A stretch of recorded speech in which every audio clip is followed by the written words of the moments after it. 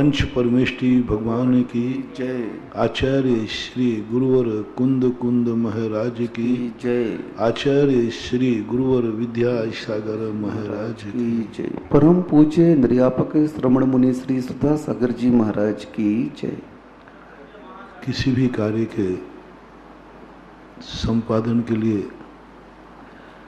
हमें दो पुरुषार्थों पर विचार करना चाहिए। एक, जो हमारे कार्य में जब कार्य हम कर सकते हैं, कार्य है, तो पहले तो ये विचार करो कि तुम्हारा विश्वास है कि नहीं कि कोई आगे कार्य है। कल जो मैंने कहा था, पहले तो इस कल्पना से ऊपर हो, तुम कोई पुरुषार्थ करने तो बैठते हो लेकिन सफलता नहीं मिलती। उसका मूल कारण है कि तुम उस लक्ष्य को अभी समझ ही नहीं रहे। पहले तो ये निर्णय करो कि जिसको तुम पाना चाहते हो वो दुनिया में है भी कि नहीं है। कि मात हम रेत से तेल निकाल रहे हैं, सिर से पहाड़ फोड़ रहे हैं, और है भी तो तुम्हारी श्रद्धा है कि नहीं। जैसे कल कहा था कि वो आत्मा का आह्लाद, आनंद, उस पर तुम्हारा विश्वास है कि नहीं कि वो है भी कि नहीं है, कि कल्पना मात्र है। कल बड़ी विशद व्याख्या आपको बताई थी। 90% लोग जो हैं शब्द ज्ञान से सब कुछ जान लेते हैं, लेकिन उनकी वैसी श्रद्धा हो ऐसा कोई नियम नहीं। शुद्ध केवली बन जाता है तो भी उसकी आत्मा की पर्याय नहीं बन जाते। अपन लोग अपने आप को एकदम वो नहीं मान लें कि हमारी आत्मा की पर्याय बन गई। अभी हम सब संदेह के घेरे में भी आ सकते हैं। 2 मिनट में कोई कुतर्क रख देवे, हमारा श्रद्धान उस तरफ चला जाएगा। हाँ, बात तुम सही कह रहे हो। कितने लोग जैन आगम को झूठा मानने लगे हैं जब से विज्ञान ने भूगोल की रचना की। जब से विज्ञान ने कहा कि मैं मंगल ग्रह पे होके आ गया, चंद्र ग्रह पे हो गया, अच्छे अच्छे लोगों के सिद्धांत डगमगा गए, अच्छे अच्छे मुनि महाराजों के सिद्धांत डगमगा गए। बोले महाराज वो तो झूठ नहीं बोल रहा है। मैंने कि मेरा साथ झूठ बोल रहा है क्या? बोले ये तो आप जानो। वो ये नहीं कह पाए कि हाँ मैं समझ गया। मैंने कि अब कोई बहस करना से मतलब, वो तो आप जानो। लेकिन विज्ञान देखो क्या कह रहा है। आज विज्ञान क्या कह रहा है उसके ऊपर कह रहे नहीं वो झूठ नहीं बोल सकता, ये तो उन्होंने कह दिया। मैंने कि आगम झूठ है क्या? बोले तो आप जानो। तो अभी तो हमारा यही विश्वास नहीं हो पा रहा है कि धर्म नाम की कोई चीज है कि नहीं। हम धर्म करने तो चल पड़े हैं। जैसे हमने कल पंडितों की बात बताई थी। पंडित जितना जानता है, पढ़ता है, प्रवचन देता है, उतना उसका श्रद्धान है। वो खुद अपने आप से पूछे। पढ़ लिया है, एक ललक थी पढ़ने में, क्योंकि पढ़ने में बड़ा स्वार्थ होता है। महाराज जी जब उसका विश्वास नहीं है तो वो पढ़ता क्यों? नहीं, पढ़ने में ख्याति मिलती है, पढ़ने में मान सम्मान मिलता है। पंडित की उपाधि वैसे ही नहीं मिल गई। हाँ, बहुत लोग कहते महाराज जी देखो आप व्यर्थ में, यदि मेरा विश्वास नहीं होता तो मैं शास्त्री करते ही क्यों? मैंने कि शास्त्री झूठ मत बोलना। तुमने शास्त्र पढ़ने के लिए की है कि डिग्री हासिल के लिए की है, नौकरी के लिए? मैंने एक दिन बच्चों से पूछा था, संस्थान के बच्चों से, बहुत पहले 10-12 साल पहले सूरत में। मैंने कहा झूठ मत बोलना, तुम लोगों में जो शास्त्री करने का मन हुआ है ये किस लिए हुआ? सही से बताओ, मैं अंदर की बात जानना चाहता हूं। तुम इस मार्ग पर क्यों आए? दूसरे मार्ग पर क्यों नहीं गए? तुम डॉक्टर क्यों नहीं बने? इंजीनियर क्यों नहीं बने? तुमने दूसरी पढ़ाई क्यों नहीं की? जितने भी बच्चे थे सबने एक ही कहा, उसमें सफलता पाने की गुंजाइश नहीं थी। हम उसमें सफल नहीं हो सकते। 3 कारण बताए उन्होंने, बड़े खुले दिल से बताया। मैंने कहा छुपाओ मत, तुम्हें कोई हम निकालने वाले नहीं हैं, तुम तो ये बताओ किस लिए। उन्होंने कहा पहला कारण तो है कि उसकी पढ़ाई इतनी टफ है कि हमारी उतनी योग्यता नहीं कि हम उतना पढ़ पाएंगे, हमारी योग्यता नहीं है, हमारे नंबर। तीसरा, हमारी मार्कशीट ने हमें फेल कर दिया। हमने प्रयास किया था कि हम भी डॉक्टर बने, इंजीनियर बने, लेकिन जैसे मेरे नंबर देखे गए, उन्होंने कहा इस नंबर वाले को यहाँ नहीं लिया जाता है, इतने नंबर वाले नहीं चाहिए। 65, 70, 75 वाले फेल कर दिए गए। कुछ 1-2 लोगों ने बनाया कि महाराज पढ़ने के भाव तो थे, लेकिन हमारी पारिवारिक परिस्थितियां कमजोर थी। पारिवारिक परिस्थितियां नहीं थी कि हम इतनी पढ़ाई का लोड उठा लेंगे। मैंने कहा इसका अर्थ, इस पढ़ाई को तुमने मजबूरी में पढ़ रहे हो, कोई दूसरा रास्ता ही नहीं था, दूसरा मार्ग नहीं था। इसलिए मैंने सोचा सब कि चलो एक पढ़ाई ऐसी है जिसमें ज़्यादा पढ़ना नहीं पड़ेगा, ज़्यादा खर्चा भी नहीं है, क्योंकि वहाँ निःशुल्क पढ़ाई होती है, सब कुछ निःशुल्क है। तो मम्मी पापा ने कहा बेटा एकदम ऊंची क्लास में तो जा नहीं पाएगा, इसलिए यहाँ पर मेरी भी आफत खत्म हो जाएगी, मैं भी कोई खर्चा नहीं दे पाऊंगा, इसलिए पढ़ रहा है। और आप मेरी बात को गलत समझ रहे हो तो 99% जितने पंडित होते हैं, शास्त्रीय आचार्य करते हैं, वे मजबूरी में करते हैं। उनको मात्र एक शब्द ज्ञान का ज्ञान करना, क्योंकि उससे उसको रोजी रोटी मिलेगी, आजीविका मिलेगी, नौकरी मिलेगी, इसलिए पढ़ रहा है। और लौकिक पढ़ाई तो 100% ही लोग आजीविका को करते हैं। डॉक्टर कोई परोपकार के लिए नहीं बनता, इंजीनियर कोई परोपकार को नहीं बनता, मास्टर कोई परोपकार के लिए नहीं बनता। जितने आज संसार में पढ़ाइयां हैं, एक भी पढ़ाई, आज वैज्ञानिक जितने बनते, सॉफ्टवेयर बनते हैं, इसलिए नहीं बनते कि देश को मैं कुछ दूं, वो इसलिए कहते हैं कि यदि सॉफ्टवेयर मेरा चल गया तो बल्ले बल्ले हो जाएगा। सॉफ्टवेयर बना रहे हैं, नए नए आविष्कार कर रहे हैं, लेकिन दृष्टि उस पर है, अर्थ पर, परोपकार पर नहीं। आज विज्ञान इतना उपकार कर रहा है, इतना उपकार कर रहा है, लेकिन उनको उपकार का फल नहीं मिलेगा, क्योंकि उनकी दृष्टि उपकार पे नहीं है, अर्थ है। जैसे वनस्पति आदि पेड़ है ना, ये इतना उपकार करते हैं, लेकिन इनको पुण्यबंध नहीं होता। ये हवाएं कितना पुण्य करती हैं, इतने जीवों को जिंदा रखे हैं, प्राण वायु है। हम एक चींटी को बचाते, हमें पुण्य का भंडार बढ़ जाता है, लेकिन हवा कितने जीवों को जिंदा रखे हैं, लेकिन उसको पुण्यबंध नहीं होता, क्योंकि उसका उद्देश्य नहीं है, अर्थ क्रिया नहीं, प्रयोजन नहीं है। ऐसे विज्ञान का कोई प्रयोजन नहीं, वो सॉफ्टवेयर बना रहा है मात्र आजीविका के लिए। व्यापारी इतना व्यापार करता है, धंधा करता है, लेकिन उसकी दृष्टि ये नहीं है कि मैं माल खरीद के रख लूंगा, अगले साल लॉकडाउन होगा, जनता कहां जाएगी। व्यापार हम इसलिए करते हैं कि जितने जनता परेशान नहीं हो। नहीं, हर व्यक्ति की दृष्टि है आजीविका, परोपकार का भाव ही नहीं आता, परिणाम ही नहीं जागता व्यापारी को। यदि परिणाम जाग जाए तो बहुत कुछ हो सकता है। एक पेड़ में परिणाम जाग जाए कि मैं सारी दुनिया को ऑक्सीजन दूंगा, पेड़ से शायद हमें दिखता को मोक्ष ना हो जाए पेड़ों को, क्योंकि इतनी शक्ति है उसमें उपकार करने की। तीर्थंकर प्रकृति का बंद कर सकते हैं ये पेड़, इनके परोपकार देख लो। एक पेड़, एक जल का है जीव, तीर्थंकर प्रकृति का बंद कर सकता है। मनुष्य को हो गई नहीं, क्योंकि जल से उपकार देखो कितना हो रहा है। बस उसके मन में भाव आ जाए कि मैं इसलिए बह रहा हूं कि लोगों की प्यास बुझाऊंगा, लोगों को जीवन दान दूंगा।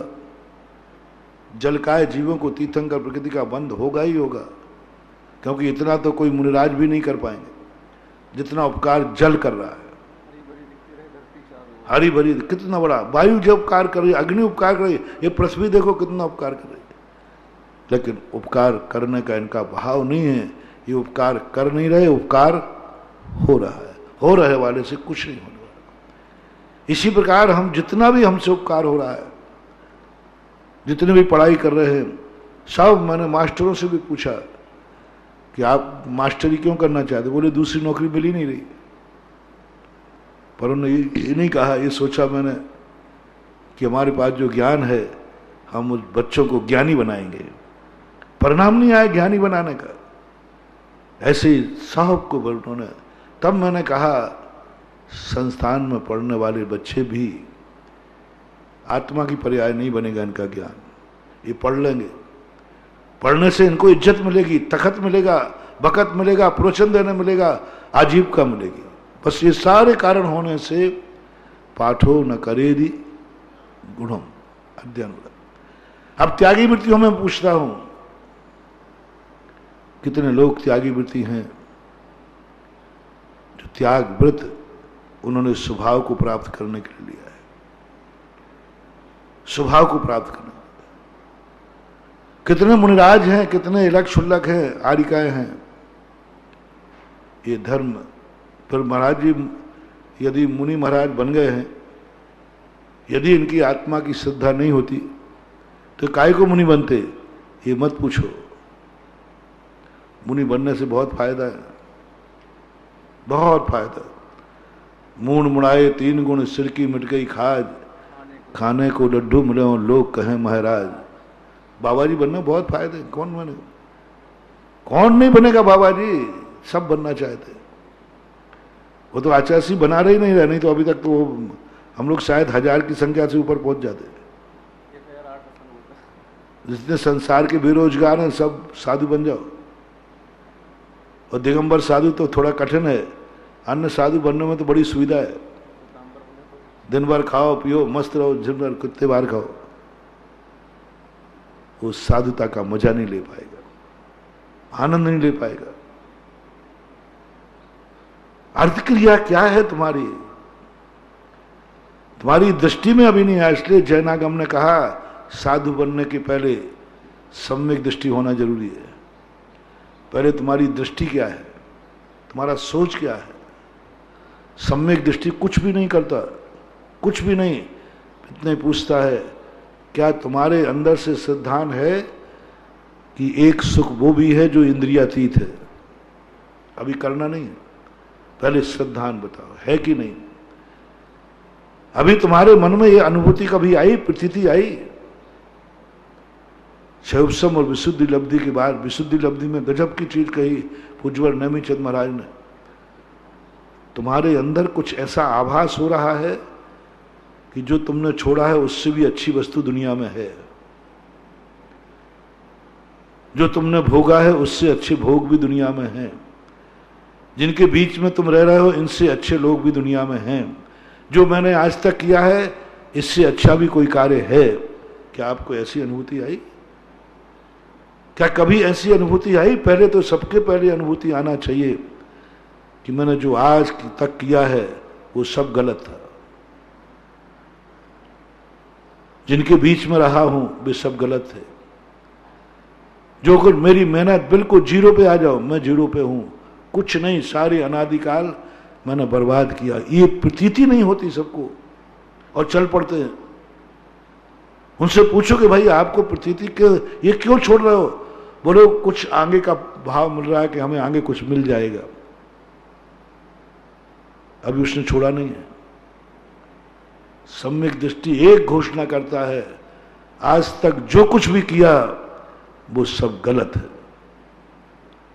पहली लब्धि है क्षय उपशम लब्धि। कुछ नहीं प्राप्त करना इसमें। तुम तो पहले सबसे पहले ये घोषणा करो जो जो तुमने आज तक किया है वो सब क्या है, कितने % सही है? 100% गलत है, 100% गलत है। आज तक मैं जो कुछ भी किया, जिन पर विश्वास किया वो गलत था, जिनको मैंने पढ़ा वो सब गलत था, जो कुछ मैंने आचर्या में उतारा वो सब गलत था, जिनको अपना माना वो सब गलत था। जिसको लक्ष्य बनाया वो सबसे द्रव्य से, गुण से, पर्याय से, सब तरफ से एक घोषणा करो, आज तक मैंने जो किया वो सब मिथ्या था,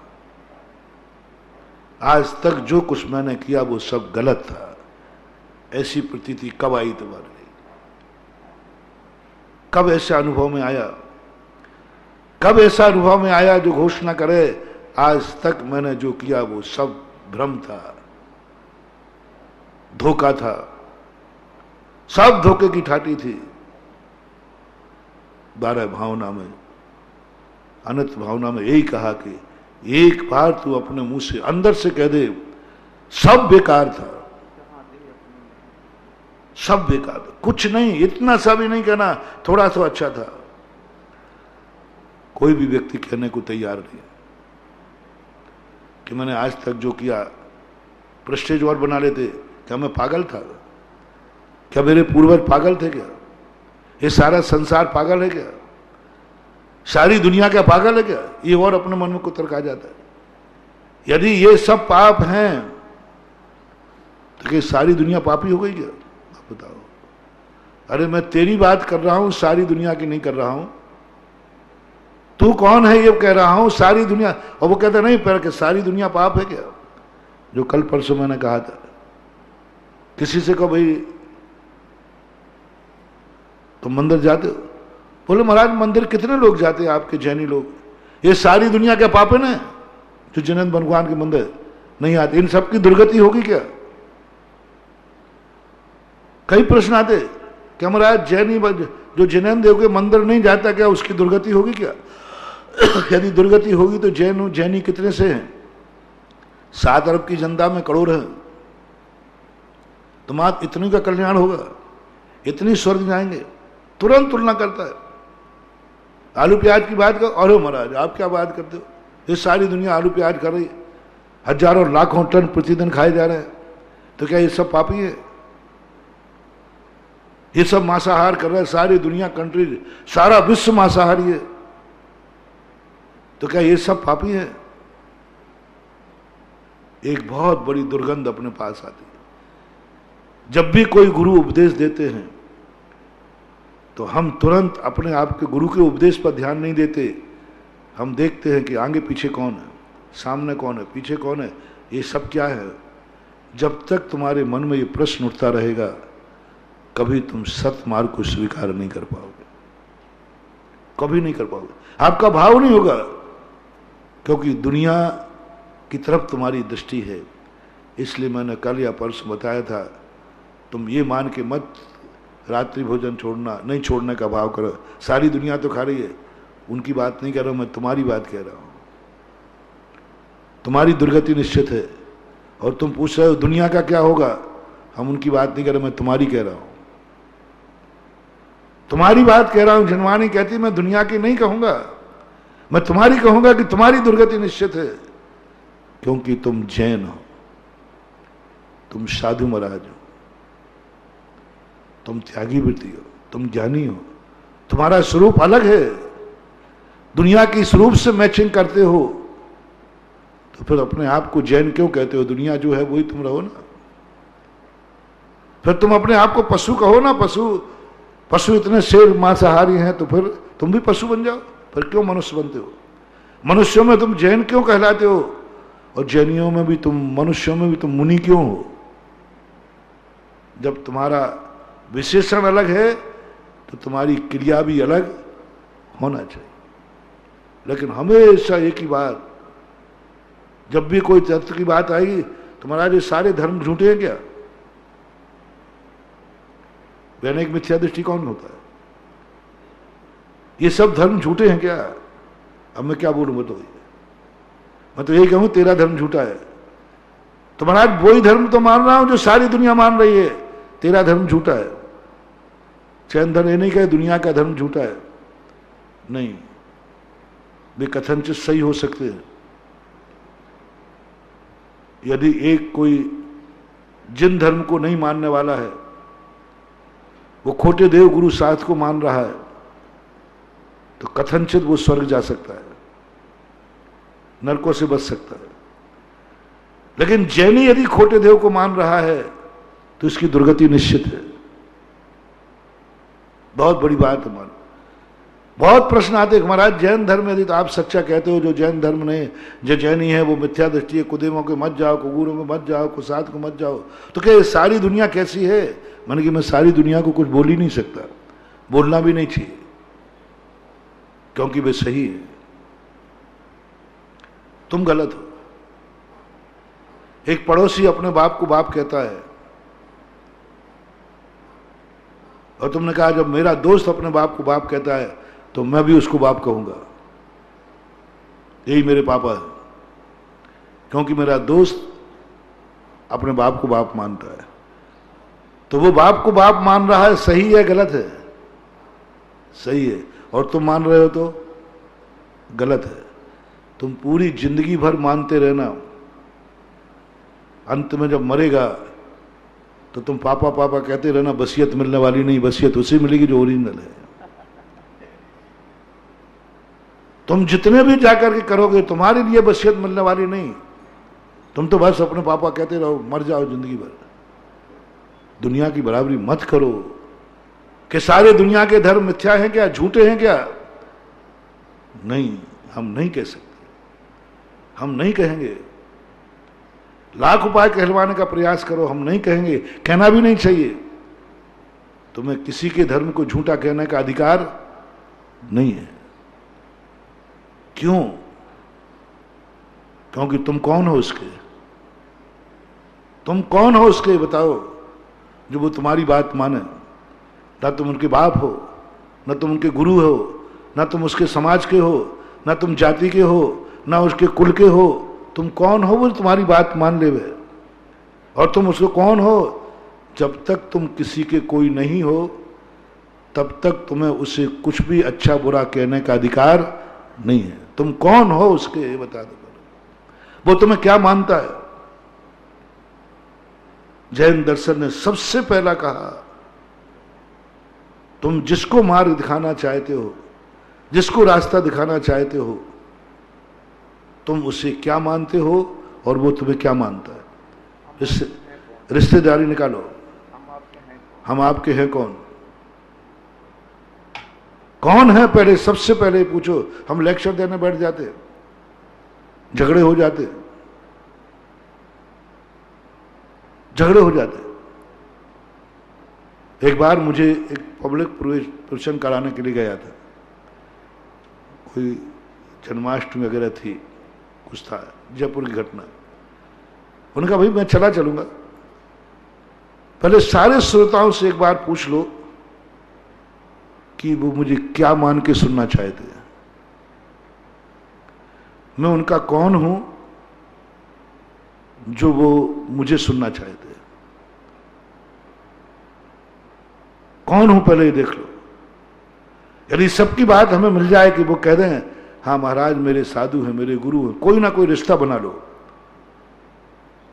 अन्यथा तुम तो मुझे ले जाओगे और मैं प्रवचन दे रहा हूं और सामने बैठे लोग मजाक कर रहे होंगे, वो बड़ी सिगरेट पी रहे होंगे, वो व्यंग कर रहे होंगे, तो तुम्हारे प्रति हमारी धारणा क्या बनेगी कि ये मेरा अपमान कराने लाए हैं। फिर हे कमेटी वालों तुम्हारा क्या होगा? फिर मैं तुम्हें अभिशाप दे के आऊंगा, फिर मेरी नाराजगी तुम सहन कर पाओगे कि तुम मुझे यहां अपमान कराने लाए थे? पहले पूछ लो सभा से। उन्होंने कहा महाराज हुटिंग तो हो सकती है। मैंने कि तुम्हारी हालत हो, मुझे जाने में डर नहीं लग रहा है, मुझे तुम्हारी बर्बादी का डर लग रहा है। कल के दिन जो तुम्हें पाप बंद होगा, बर्बाद होगे। उन्होंने कहा महाराज जी आपने बहुत अच्छी बात कही, नमस्ते। हमने पधारो साहब, कितनी बड़ी बात है। किसको उपदेश दे रहे हो तुम? किसको सुनाना चाहते हो? पहले कोई तुम बनो उनके, सामने वाले को देखो वो तुम्हें मान रहा है कि नहीं, तुम्हें कुछ मानता है, अधिकार दे रहा है कि नहीं, क्यों माने तुम्हारी बात? और तुम कौन होते हो किसी को मिथ्या कहने के अधिकारी? कौन होते हो? कौन है तुम्हारा? सीकर के अंदर गायों को पकड़ा गया। मैंने उस कसाई से कहा, मैंने तुम ये पाप क्यों करते हो? बोले महाराज जी कौन सा पाप? कौन सा पाप? मैंने कि तुम्हें गायों को मारते हो, काटते हो। बोले ये पाप है? किसने कहा? नहीं, मैं कह रहा हूं। तो उसने कहा महाराज जी आप मेरे कौन हैं? यथार्थ घटेंगे। महाराज आप मेरे कौन हैं? मेरे बाप ने आज तक पाप नहीं कहा, मेरा बाप भी यही करता था। मेरे फकीर ने आज तक पाप नहीं कहा, उन्होंने अच्छा कहा। मेरी जाति इसको बुरा नहीं कहती। तुम कौन हो महाराज मेरे? न तुम मेरे गुरु हो, न तुम्हारे पिता हो, न तुम मेरी जाति के हो, न मैं तुम्हें कुछ मानता हूं। अब आप ही बताइए महाराज, किसकी बात मान? नीति क्या कहती है? अपनों की बात मानना चाहिए या पराओं की? बहुत माइंडेड आदमी था, पढ़ा लिखा था। और उसने कहा महाराज जी अपनों की बात मानना चाहिए या पराओं की? आप मेरी दृष्टि में पराए हैं, आप मेरी दृष्टि में काफिर हैं, आप मेरी दृष्टि में हमारे दुश्मन हैं।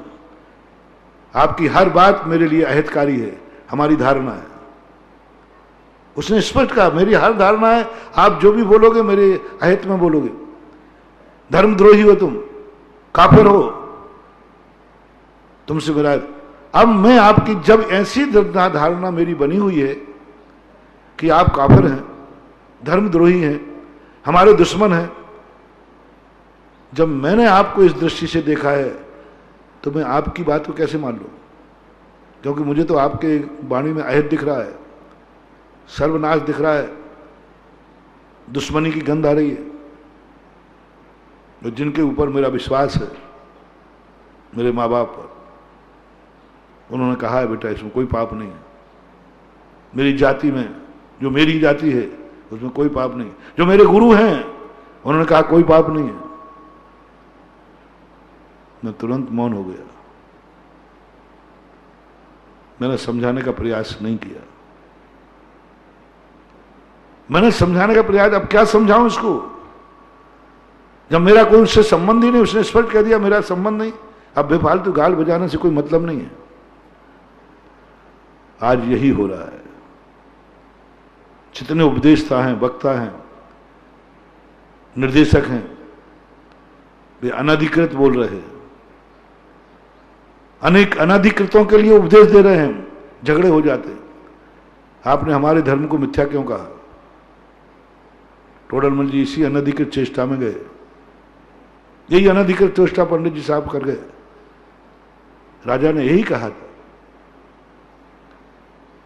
तुम्हें वो कुछ नहीं मानते हैं, उनको तुम्हारी बात बुरी लगेगी क्योंकि वो आपको जान चुके हैं ये मेरे दुश्मन हैं। यदि सारी दुनिया को समझाना है तो पहले इनका विश्वास जीतो। और विश्वास जीतने का तरीका, मेरे पास एक बार जब जयपुर में था 1996 की घटना, हुकमचंद भारेल मेरे पास आए। बोले महाराज जी, 4-5 लोग थे, हुकमचंद भारेल खुद थे। उन्होंने कहा महाराज जी मैं आपको स्मारक ले चलने के लिए आता हूँ, ले चलने आप चलो। तो मैंने एक शब्द ही कहा था, मैं आपका कौन हूं? किस नाते से तुम लेने आए हो पहले बताओ। किसी को अपने घर में बुलाया जाता है, पहले ना था। एक ही शब्द मैंने तुरंत कहा। 3-4 लोग और थे, महंत पार्टी वगैरह थे पहले, और 1-2 के वकील साहब थे, एक पार्टी करके 4-5 लोग थे। उनसे एक ही कहा, बस मुझे एक शब्द दे दो, मैं कुछ नहीं पूछ रहा हूं, मैं आपका कौन हूं। और जो आप कहोगे फिर मैं सोचूंगा कि मैं आपका वह हूं कि नहीं हूं। क्योंकि रिश्तेदारी झूठी भी निकाल लेते हैं कई बार। पनिया को जब कहीं भोजन करना हो तो वो गुणा भाग लगा करके दादा के, दादी के, साले के, साले के, मामा के, मामी के, नानी की तुम बेटे हो ना, तो मैंने फिर मैं सोचूंगा कि मैं वो हूं कि नहीं। पहले आप बताओ मैं कौन हूं। एक शब्द, मैंने कुछ ज्यादा नहीं कहा। मैं कुछ भी विकल्प करने के लिए तैयार, मैं जाने के लिए तैयार था, मैं चला जाता। क्योंकि जिसका कोई मैं हूं और वो कोई मेरा है, वहां नहीं जाऊं ऐसा मैं दृढ़ता नहीं कर सकता। अपनों के यहां जाना ही चाहिए, नहीं जाए तो रिश्तेदारी टूट जाती है। जाना आना बना के रखना चाहिए। हम भक्तों को अपना मानते, भक्त हमें गुरु मानते, हम भक्तों के आहार को जाते हैं, किसी दूसरे के यहां नहीं जाते। महाराज कहीं से आहार ले लो, नहीं, जैन दर्शन की विशेषता है। करीबन 15-20 मिनट वो बैठे रहे, शाम का प्रतिक्रमण का समय हो रहा था मेरा। मैंने कहा बस एक शब्द कह दो। बोले महाराज जी आपने कोई आदेश नहीं दिया। मैंने कहा आपने कुछ मेरे प्रश्न का जवाब नहीं दिया। बोले महाराज जी आप तो स्मारक चलो, वहीं पे अपन रिश्तेदारी निकालेंगे, वहीं रिश्तेदारी निकालेंगे। हमने कहा भैया किसी के घर में जाने के बाद रिश्तेदारी नहीं निकाली जाती, जाने के पहले निकाली जाती। और कहीं वहां रिश्तेदारी नहीं निकली तो मैं कहां भटकता फिरूंगा। एक जवाब का सारी दुनिया यदि एक ही जवाब ले ले, तुम कौन हो उसके जो तुम बोल रहे हो, कौन हो तुम जिसको बुला रहे हो, कौन है ये तुम्हारे, किस नाते से आए हो तुम, किस नाते से बुलाने आए। कोई ना कोई तो तुमने देखा होगा, कोई नाता तो होगा, तुम किस लिए बुलाने आए हो मुझे, क्या हूं मैं, लेक्चरर हूं, तुम्हारा दोस्त यार हूं, तुम्हारा साधर्मी हूं, कुछ तो बोलो, जो तुम्हें बोलना हो वो बोलो। बोल दो मेरे दुश्मन हो, तो फिर मैं भी सोचूंगा मैं हूं कि नहीं हूं। एक तरफ से थोड़ी संबंध होता है। कोई जवाब नहीं। मुझे इतना बढ़िया उस व्यक्ति का जवाब लगा। फिर उसके बाद से मैं इसलिए मैं प्रवचनों को हमेशा बोल देता हूं, मेरे प्रवचन उनको हैं जो मेरे हैं और मैं उनका हूं। उसके बाद से बोलना शुरू कर। उसके पहले मैं सबको प्रवचन दे देता, अरे लेक्चर सबको देता था, खूब सबको बोलता था।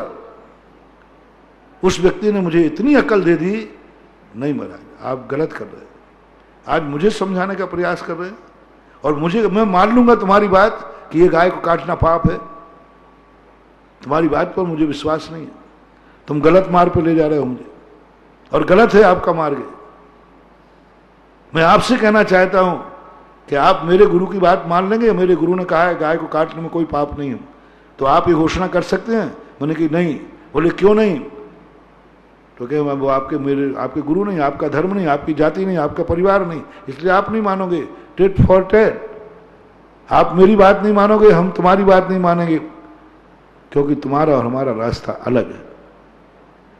इसलिए दुनिया को दृष्टि में दुनिया क्या है, दुनिया की दृष्टि में दुनिया क्या है इसकी चिंता मत करो। गुरु कहते हैं तेरी दृष्टि में दुनिया क्या है वो समझो, तुम्हारी दृष्टि सुधारना है।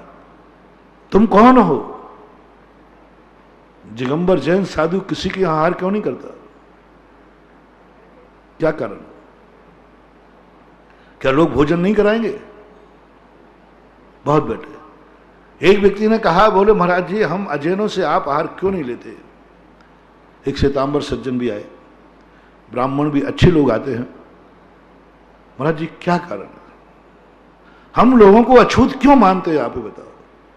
श्वेतांबर तो कई लोग कहते हैं महाराज जी हम श्वेतांबरों से आहार क्यों नहीं लेते, आप बता दो क्या कारण है, हम लोग अछूत हैं क्या? जैनी हैं, साधर्मी भाई हैं आपके, बड़ी श्वेतांबर दिगंबर, क्या क्यों नहीं लेते आप आहार? कई ब्राह्मण आते, महाराज जी हम लोग, आप जो नियम दिलाओ वो नियम ले लूंगा, और क्या करोगे? रात्रि भोजन छोड़ दूंगा, मांसाहार छोड़ दूंगा, चना पानी पीऊंगा, आप नियम दिलाइए क्या लोगे? आप कहोगे एक श्वेतांबर, आप कहोगे महाराज जी आप जैनंद भगवान का दर्शन पूजन शुरू कर दो, वो भी कर दूंगा मैं। पर आप तो एक कारण बताओ कि हम लोगों से आहार क्यों नहीं लेते, और नियम लेने को तैयार है सब। मंदिर जाएंगे, अभिषेक करेंगे, रात में नहीं खाएंगे, आलू प्याज, जो आप कहोगे वो सब कर लूंगा मैं। मैंने कहा ये तो तुम सब कर लोगे, ये सब करने के बाद भी आहार नहीं लूंगा मैं। बोले क्यों? मैंने तुम्हें एक घोषणा करना पड़ेगी, तुम मुझे आहार क्यों देना चाहते हो, मैं तुम्हारी दृष्टि में कौन हूं, मैं तुम्हारी दृष्टि में कौन हूं? घोषणा कर सकते हो क्या? इनमें से जितने त्याग की बातें तुमने कही, इतने त्याग की जरूरत भी नहीं है। कोई जरूरी नहीं कि तुम्हें रात्रि भोजन जीवन में महीना 15 दिन के छोड़ने में ले लूंगा, मैं सब कमी कर लूंगा, कुछ सब चल जाएगा, बिना अभिषेक पूजन भी नहीं करना तो भी आहार ले लूंगा मैं। तुम इतना सा सवाल बता दो, मैं कौन हूं तुम्हारा? कौन तुम्हारा कौन हूं? मैं क्या हूं ये नहीं पूछ रहा हूं, मैं साधु हूं ये तो सब कहते हैं। तुम्हारा कौन हूं?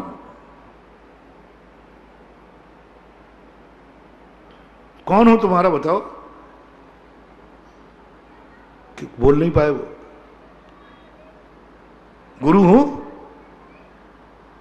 बोले हाँ महाराज गुरु मान लो, बाप और गुरु दो नहीं होते हैं, आज के बाद नियम करो मेरा गुरु दिगंबर गुरु होगा।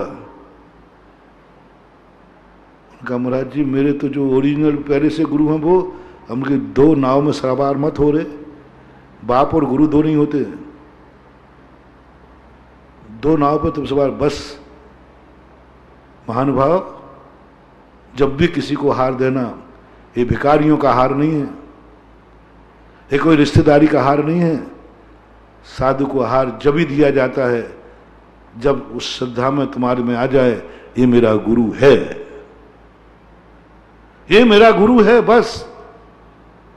और जब गुरु है तो संसार के सब लोग, जब तुम्हें पहचान में आ गया कि ये मेरा बाप है, तो संसार के लोग क्या हैं? एक बाप के दो बाप। दिल बुला गए, मैंने कहा मांग कभी गलती मत करना, दोनों सवार, दोनों गाड़ियों में सवार हो गए, कहीं नहीं पहुंचोगे।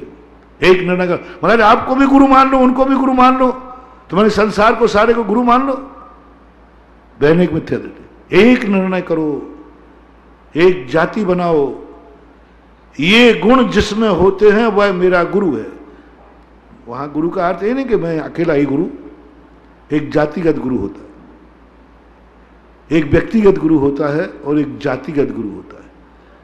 व्यक्तिगत गुरु की बात अभी नहीं कर रहा मैं, जातिगत गुरु कर रहा हूं। जातिगत गुरु कौन? एक गुण, एक परिभाषा।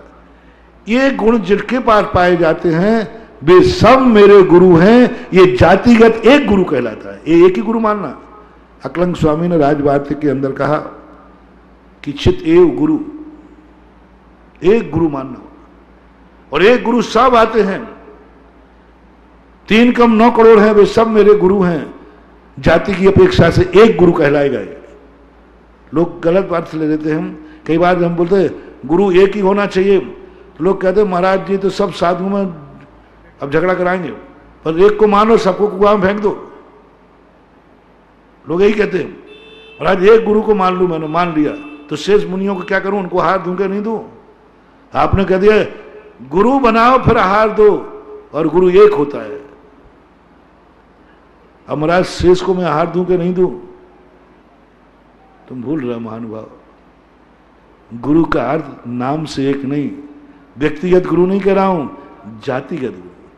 ये गुण जिसमें पाए जाते हो वह सब मेरे गुरु हैं, वो एक ही गुरु कहलाता है। जैसे जिनेन्द्र देव, अब जिनेन्द्र नाम किसका है? आदिनाथ पार्शनाथ नहीं, जिनेन्द्र जाति बात है। एक ही मेरा गुरु है, एक ही मेरा देव है, दो देव नहीं हो सकते। जिनेन्द्र देव, अब जिनेन्द्र देव किसका नाम है? वो एक ही कहलाएगा। अब अनंत जिनेन्द्र देव हो गए। इसी प्रकार गुरु किसका नाम है? मैंने ये नहीं कहा कि एक नामधारी को गुरु बनाओ, मैंने कहा गुरु एक होता है। अब गुरु किसका नाम है? गुणों का नाम है। विषयासा वसाति तो नरारंभ परि, यह जो लक्षण है ये लक्षण वाला गुरु है। और मैं स्पष्ट निर्वस्त्र हूं और तुम्हारे वस्त्र वाले गुरु हैं। दोनों में से एक का फैसला कर लो, फिर आहार के लिए बाद में आना। मैं भिखारी बन के आहार लेने नहीं जाता हूं, गुरु बनकर आहार लेने जाता हूं और चेले के आहार लेता हूं। आपको इतनी मेहनत करने की जरूरत नहीं, बस आपको चेला बनना है और गुरु स्वीकार करना है। मैंने बहुत चिंतन किया कि महावीर ने क्या तमाशा मचा रखा है।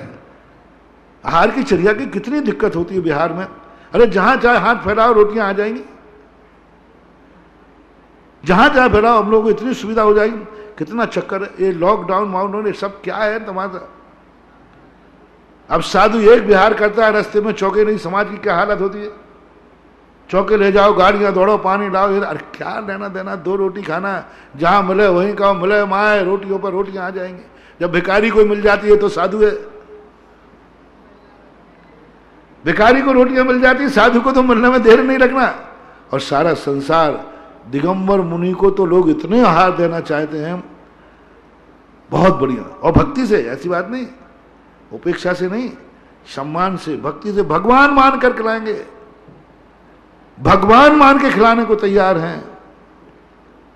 लेकिन बस वो ये नहीं समझ पाएंगे, तो जैनाचार्यों ने कह दिया नहीं, किसके आहार करने जाओगे, कौन है वो तुम्हारा, वो तुम्हें कुछ मानता है कि नहीं।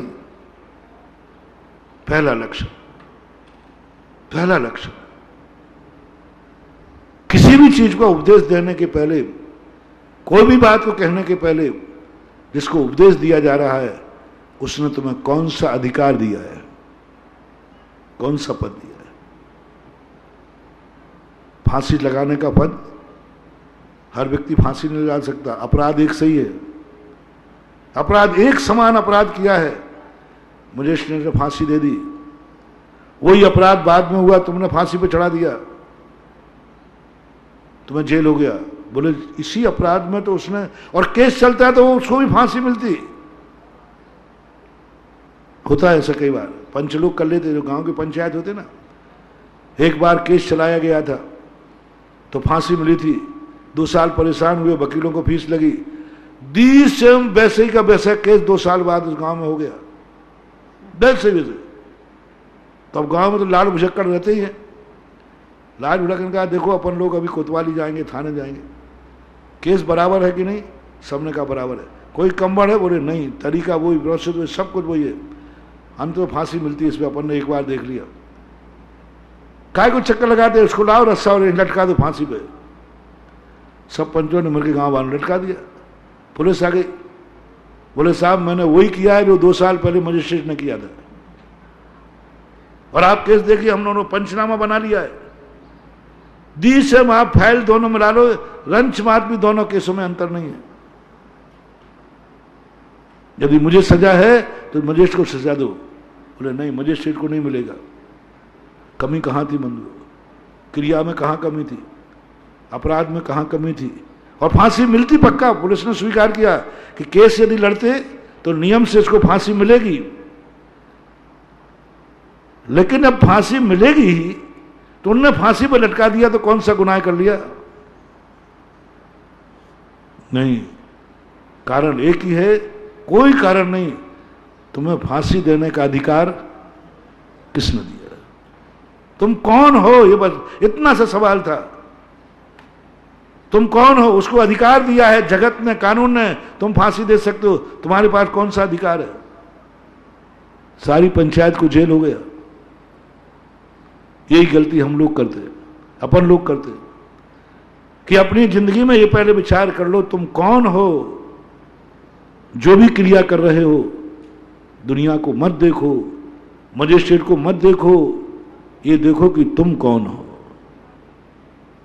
तुम कौन हो। एक बार तुम मत देखो कि अजैन क्या कर रहा है, तुम देखो कि तुम कौन हो, तुम जैन हो।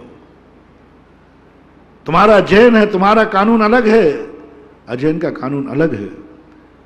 वो जितने को कर्म कर रहे हैं उनको खोटा मैं नहीं कहूंगा, मैं कभी कहता भी नहीं, मैं कभी नहीं कहता। मैं कभी अजैनों को खोटा कहते ही नहीं, बिना छना पानी पिए मैं कभी उनको खोटा नहीं कहता हूं। वे रात में खावे, मैं कभी खोटा नहीं कहता हूं। वे मांसाहार करें, मैं मांसाहारी जाति खोटा नहीं कहता हूं। वो कुदेव को, वे अपने देव साथ को बुझे, उनको कभी नहीं कहता मैं कि तुम्हारे भगवान खोटे हैं, तुम्हारे गुरु खोटे हैं, तुम्हारे साथ खोटे हैं। मैं किसी के बाप को खोटा करने का अधिकार नहीं रखता हूं, क्योंकि किसी का बाप खोटा नहीं होता है। किसी का बाप किसी के लिए खोटा नहीं हो सकता, उसके लिए तो वो बाप चोखा है, उसके लिए तो वो गुरु चोखा है। उसने तो उस गुरु को सब कुछ मान लिया, वो तो सब कुछ ही मानता, मेरा बाप है, यही सब कुछ है, जन्नत है ये। हम यदि कहें नहीं ये तेरा बाप नहीं, वो कहता बाप नहीं, मैंने इसी माँ का दूध पिया है, इसी गोदी में खेला हूं, आप ब्लड टेस्ट करा लो,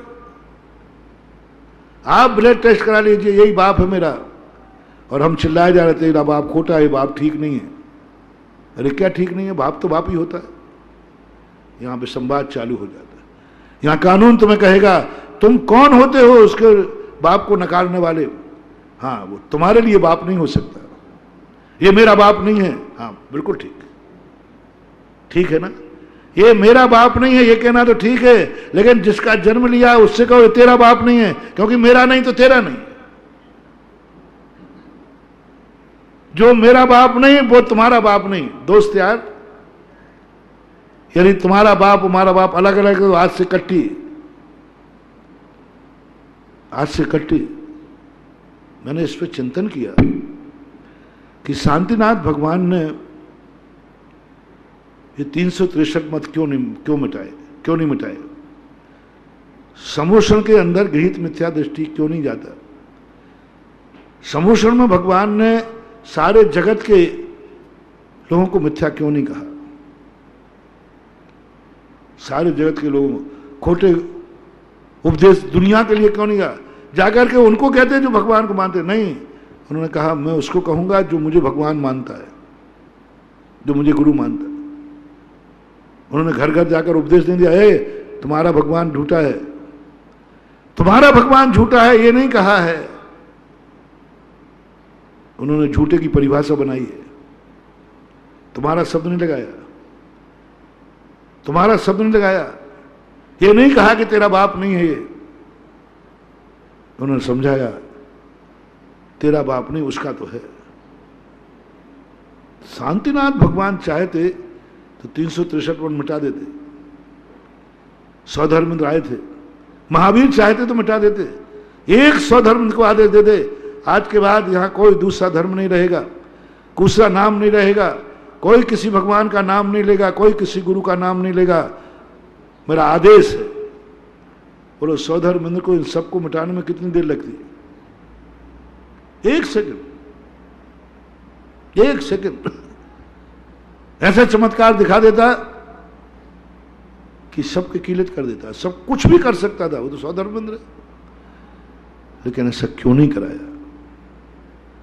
क्यों नहीं कराया? कितना मजा हो जाता। आज पूरे जगत में कोई भी मिथ्या मत नहीं होता, एक ही मत होता, एक ही नाम होता, एक ही आचार होता, एक ही विचार होता, एक ही गुरु होता, एक ही मार्ग होता। जब छोटी बुद्धि से अपन सोचते हैं तब अपन, पहले मैं भी महावीर स्वामी का, महावीर आपने गलती की, हम लोग जैसे तो मरे जा रहे हैं कि सारे संसार को चैनी कैसे बनाओ, क्योंकि हम बना नहीं सकते, और आप बना सकते हो। आपने क्यों नहीं किया? ये गलती आपने क्यों की? गलती मेरे से सलाह लेते। सर्वज्ञ है रे भैया वो, अपन जितना सोच रहे हैं ना उससे कई गुना वो सोच चुके हैं, सोच चुके। क्यों नहीं? कौन सा पाप था? एक मां बच्चे को थप्पड़ मार के मिट्टी नहीं छुड़ाती क्या? एक स्वधर्मन सबको झापड़ मार करके मंत्र माध्यम से कीलित करके सबको झनी बना, चल नमोकार मन पर कहां बड़ा है। और मैं कहता हूं यदि इस दादागिरी पर स्वधर्म उतर जाता तो आज दुनिया में एक ही धर्म होता। बस इतना सा प्रश्न है, उसने ऐसा क्यों नहीं किया? क्यों नहीं किया ऐसा? शांतिनाथ ने क्यों नहीं किया? वो तो चक्रवर्ती थे, कुंथनाथ, रना, 3 महादेव हो गए, लेकिन उन्होंने किया। उनके सामने बराबर मिथ्या मत चलता रहा। वही नीति जो आज मैं बता रहा हूं, तीर्थंकरों अपनाई नहीं, हम दूसरे को नहीं मिटा सकते। दूसरा जब तक हमें कुछ नहीं मानेगा हम उस उपदेश नहीं देंगे। गजब की बात, ऋषभ देव ने मारीच को नहीं बुलवाया, उपदेश नहीं दिया, बस इतना ही पूछा मारीच की दृष्टि में मैं कौन हूं? बोले मिथ्या है, गलत है, उन्मार्गी हो। ऋषभदेव मौन हो गया, कोई उपदेश नहीं दिया। पूरा महाभारत पुराण पढ़ लिया, ऋषभदेव का एक भी संदेश मारीच को नहीं था। एक भी संदेश मारीच को नहीं था। और सभा में उपदेश दे रहा है लेकिन मारीच को नहीं दिया, मारीच के लिए कुछ भी नहीं बोले, क्योंकि वो मुझे कुछ मानते ही नहीं। मैं उसी को उपदेश दूंगा जो पहले मुझे कुछ मानेगा। तीर्थंकरों का एक बहुत बड़ा अनुकरण, मैं नहीं छुड़ाऊंगा मिथ्यात। कैसे छुड़ाऊं? उसकी दृष्टि में वो सम्यक है। जिसको हम कुदेव कह रहे हैं वो उसको अपने प्राणों से प्यारा देवादिदेव मान रहा है। तुम कौन हो पंचायत करने वाले? पंचायत में पहले फैसला किया जाता है, कोर्ट में पहले हस्ताक्षर कराए जाते हैं। क्या तुम्हें कोर्ट मान्य है? नहीं, ये अदालत मुझे मान्य नहीं है, फिर दूसरा कानून लगता है, दूसरी अदालत तो तुम्हें स्वीकार करना पड़ेगी। कई बार कोर्ट में ऐसा हो जाता है कि एक वकील, एक अपराधी, साहब इन मजिस्ट्रेट से हमें निष्पक्ष न्याय की संभावना नहीं है, हमारा केस दूसरी जगह किया जाए, हाँ, तो बदल दिया जाता है, बदल दिया जाएगा। लेकिन आप ये नहीं कह सकते हमें संसार की कोई न्यायालय मान्य नहीं है, नहीं, वो तो नहीं कह सकते। ये न्यायालय मान्य नहीं है, ये मजिस्ट्रेट से हमें खतरा है, ये मेरे साथ न्याय नहीं करेगा, नियम से मजिस्ट्रेट बदलना पड़ेगा। ऐसे ही अपनी स्थितियों में समझे महानुभाव, इस दुनिया को मत देखो, दुनिया की तरफ मत देखो। दुनिया क्या कर रही है?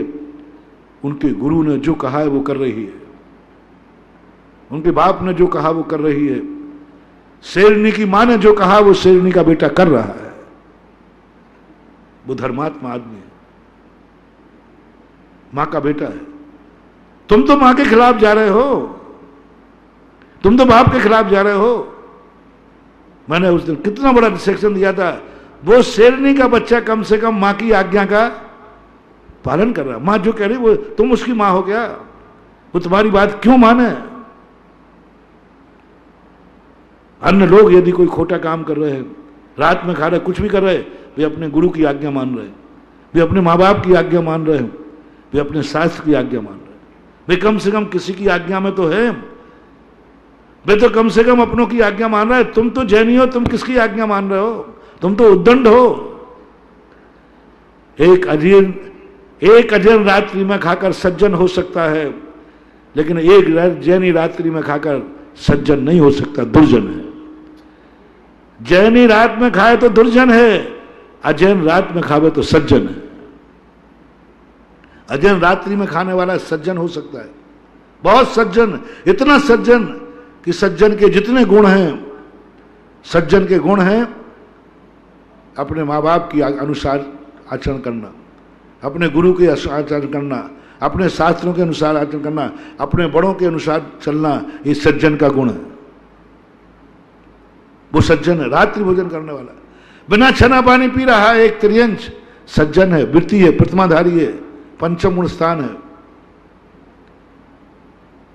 त्रियंश बिना छना पानी पीता है तब भी, और तुम चैनी होकर के तुम दुर्जन हो, तुम्हारी दुर्गति है। थोड़ा डिस्ट्रैक्शन करो, समय आपका हो रहा है। यदि अपन इस विहंगम दृष्टि से देखेंगे तो आप एक दिन दुनिया की तरफ से आंख बंद कर लेंगे। मैं इसलिए बताना चाह रहा हूं क्योंकि हमारे साथ और हमारी वाणी का प्रभाव इसलिए नहीं पड़ रहा है कि तुम मेरी बात सुनकर दुनिया की तरफ देखते हो। मेरी बात सुनकर कई लोग मंदिर, अरे महाराज जी अपने बच्चों से कहते, महाराज जी कहते मंदिर जाओ, ये सारे जो मंदिर नहीं जा रहे हैं ये क्या नरक जाएंगे? क्या ये नरक जाएंगे? तो मैंने इसलिए कहना चाहता हूं कि वे तो नहीं जाएंगे लेकिन तू जरूर जाएगा। और ये बात लोगों को बहुत बुरी लगती है, इसलिए मैं डिटेल में समझा रहा हूं।